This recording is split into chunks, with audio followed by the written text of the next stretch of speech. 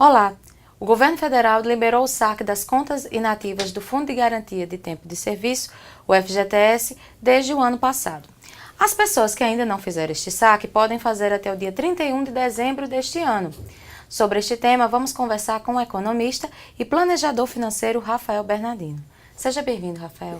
Olá, prazer estar aqui com vocês e conversar com você e os assistentes, né, os clientes, os assinantes, né, e os navegadores e os internautas da Mais TV.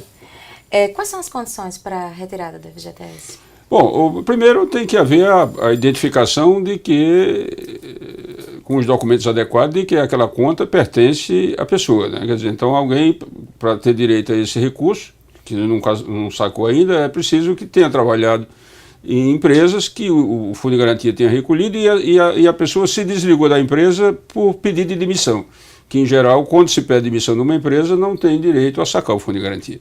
E essa decisão do ano passado foi uma exceção, uma regra histórica, desde a época do Fundo de Garantia, que foi criado no final da década de 60 e início da década de 70.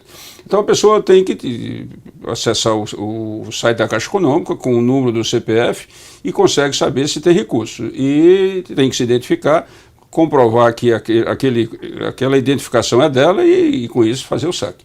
Quais são os documentos que comprovam? Os documentos que comprovam a identificação. Primeiro, a carteira profissional, né, que fazendo a vinculação com aquele trabalho realizado, e carteira de identidade e CPF.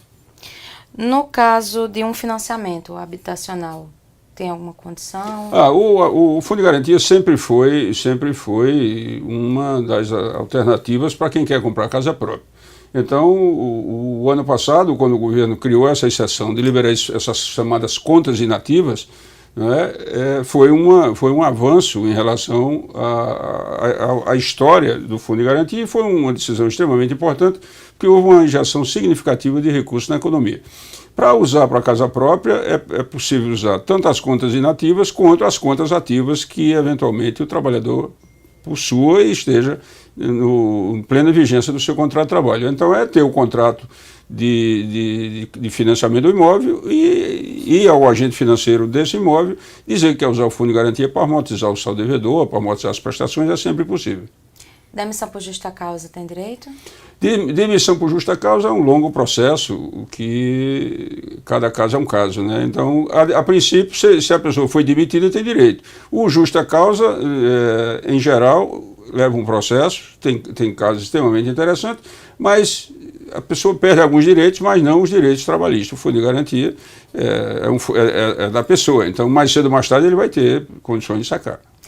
Não sendo por justa causa, qual a recomendação que o senhor dá para quem foi demitido e quer sacar o FGTS? Bom, uma demissão sem justa causa, naturalmente, é o processo mais normal. Quando a empresa demite o trabalhador sem justa causa, e na hora que faz a rescisão do contrato de trabalho, já há autorização de imediato para saque do Fundo de Garantia. E aí é se dirigir ao agente financeiro e agendar aquele saque e utilizar. E dependendo do volume desse recurso, dependendo da situação, a gente sempre sugere que esse recurso não seja gasto de forma responsável. Se possível, seja poupado, até porque se alguém perder o emprego, vai levar um tempo para conseguir um outro, e nesse sentido é preciso ter a reserva financeira.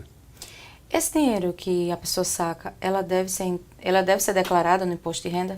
Deve sim, porque na hora, depende também dos valores. Toda a receita, dependendo da renda que o trabalhador tenha, se ele ganhou, ele estava trabalhando, ele tinha uma renda. Então, dependendo do valor dessa renda, se for acima de 26, 27 mil reais no ano, ele precisa declarar. E o recurso que ele recebeu de Fundo de Garantia, ele declara também. Agora, declara um rendimento não tributável.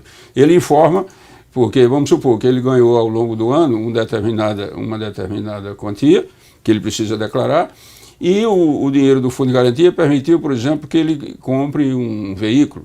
Então ele vai declarar que tem um veículo. Então ele tem que declarar que teve aquele recurso, porque é da fonte de renda para o patrimônio que ele conseguiu formar. Então é uma declaração, mas que não paga imposto. É uma declaração de rendimentos não tributável que se deve fazer na declaração.